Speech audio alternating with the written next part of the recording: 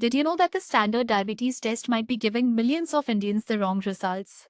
Let's talk about the hidden traps in diagnosing diabetes in India, specifically looking at the nuances of HbA1c and a lesser known factor called G6PD deficiency. Normally, diagnosing diabetes relies on a standard pathway.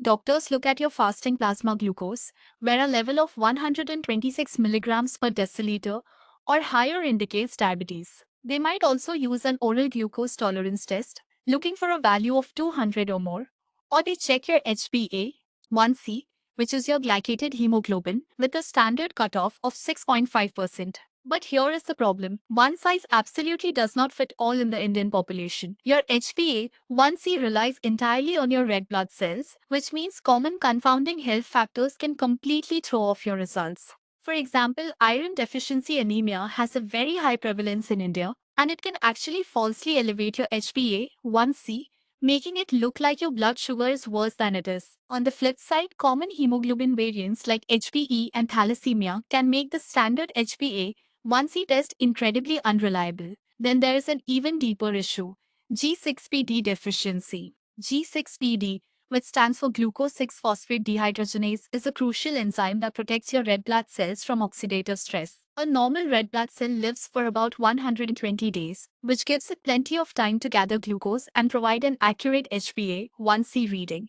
But if you have a G6PD deficiency, your red blood cells are easily stressed and have a much shorter lifespan. Because these cells die off faster, there is less time for glycation to occur. The dangerous result is a falsely lowered HbA1c. This essentially masks your diabetes, tricking you and your doctor and delaying life-saving treatment. So, we need a modified diagnostic algorithm for India. Doctors must suspect G6PD deficiency or anemia if a patient's HbA1c seems weirdly low despite obvious symptoms or high fasting glucose levels. The same goes for patients from communities with a high prevalence of these genetic traits. When there is a discrepancy between tests, the immediate action is to pivot.